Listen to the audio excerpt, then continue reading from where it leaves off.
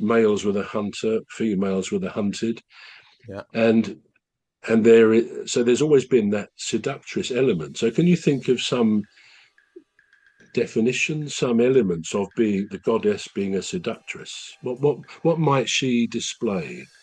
Well, there's a biblical story of Samson and Delilah. I don't know if you're conversant with that. Yeah. So she sort of seduced him to find out the source of his power, and then she then betrayed him. So I don't know. I think that's another trait there, betrayal. She didn't Uh, she cut his hair off or something? Wasn't that where she did. she Yeah. she she took Yeah. his She did. power away? Yeah. She piled him with wine, got him Hmm. intoxicated, and then while he was asleep, she shaved his head. Well, Uh, clearly, cuz I mean, you've met some very unpleasant women. That's what I can. And is that why you're a bit thin on the top now as well? I think so. No, I wasn't thinking of betrayal Right. as part of this general praising of our women friends. No, Well, you said betrayal. when you said the I'm seductress, sorry. and I thought with If you'd like, seduction comes betrayal. if you need to sort of chat to me afterwards quietly about this and get it off your chest, we can do that, or I can suggest a counsellor for you. But I'm so sorry. You clearly had a terrible experience. No, I was thinking more in terms of, as I say, the seductress, the Right. temptress, the lover, the goddess. You know, the goddess. And actually, that reminds me. Because I don't know whether we're supposed to advertise books on here. We're not on commission, but a book I read 3 or 4 years ago, Right. which I will show you what it is. It's called Goddesses in Every Women, All right. um, and it was, I think she wrote it in the about 1984. But the one I saw 3 or 4 years ago, it was a republishing of it on the 30th anniversary, which was in 2014, and it's this book here. Which is does that read the right way around, or is it It backwards? does. It does. Yeah. Goddess in every woman. Yeah. It does read the Yeah, right way around. Yeah. yeah, it's by Jean Shinoda Boland, and I actually read that. I dug it out because it was relevant to what I wanted to talk about today. Yeah. But it was a brilliant book, a brilliant read. In fact, she also wrote one, "The Gods in Every Man," which I didn't Oh, buy, but I'm going to buy it now as we've been thinking about this subject. But yeah. this book, it sort of helps women to see what kind of things they are, what their imperatives are, whether they are a nurturer by nature, whether they are a temptress by nature. And let's face it, women like men, they're a mixture of all these things, really. But Right. that book I would commend to anybody, Goddesses in Every Woman by Jean Boland, as a Right. great way of finding out more about how these things function. Yeah, so all those things come together with women, of course, and it's all about finding out about themselves.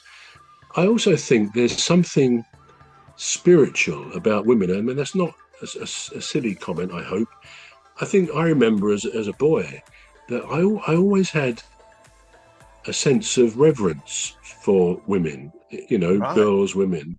I mean, Wow. my mother was always a very strong woman, whether that influenced that. But and as I grew up, I've always felt that I thoroughly like the company of women. I think I would say I'm sort I of in do. awe of women. I Huh? do too. I do too. Yeah, I'm. There's a sense of being in awe, and it's more than just that word. Almost, it's more because I think they are more spiritual. They have more of a calling, not necessarily to have babies. Not all women have children. I read the other day a woman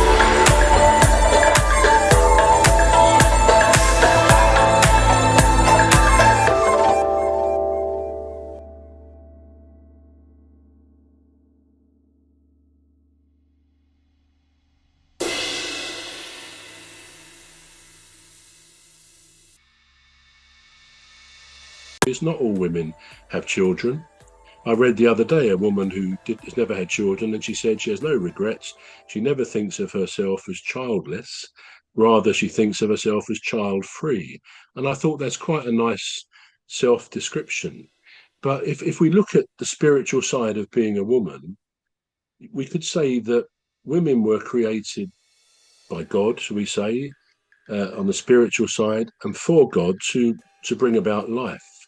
And the essence of being a woman in that way of looking at it is to be life-giving. And if you think about it, the inherent thing that women possess that a man doesn't is the space in her womb, which obviously enables her, gives her the capacity to conceive and bring forth a child. And in a way, we could say it was a process entrusted to women only.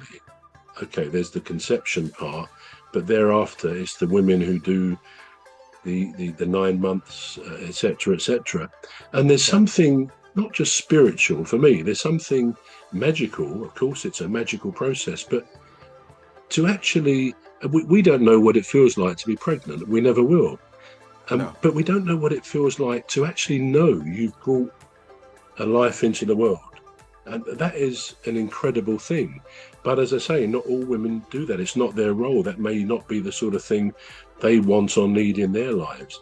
A majority of women, I think, when they end their childbearing years, have had at least one child, but there's still probably 25-30% of women who never have, and who are just as fulfilled and may consider themselves child-free, or maybe for them it just didn't happen.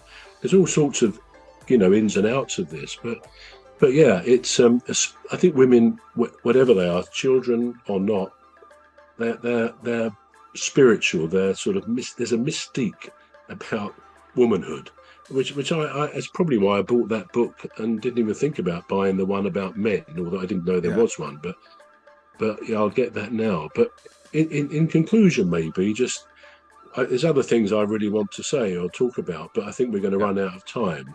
Yeah. But in conclusion, men and women, some say we don't really understand. I was going to talk about Venus and Mars, a very good book in '92 by John Gray. Men are from Mars, women are from Venus. Another brilliant book, because it's like we're from different planets. We don't always slot together like that. We might miss in terms of mutual understanding. But let's say, cuz we love our women. We do. And what they contribute to society.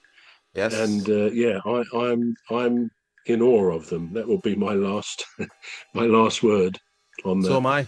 So am I. I actually, like you, like the company of women.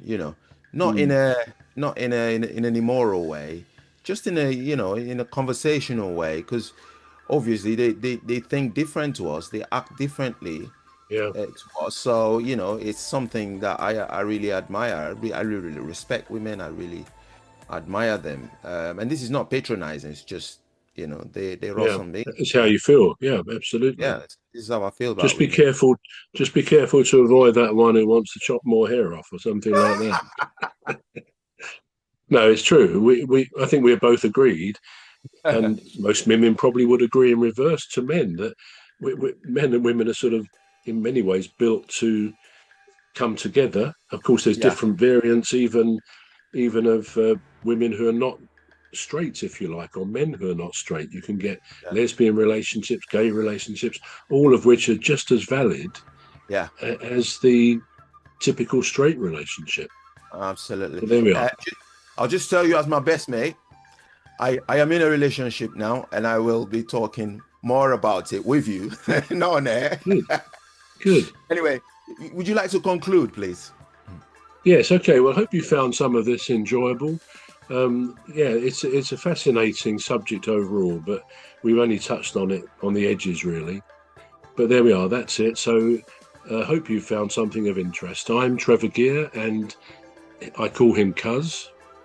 And I am Emmy Hikins, and I call him Bruv. So it's a goodbye from me. I got it Goodbye right. from me. Just managed to get it right this time. Right, okay. You did well.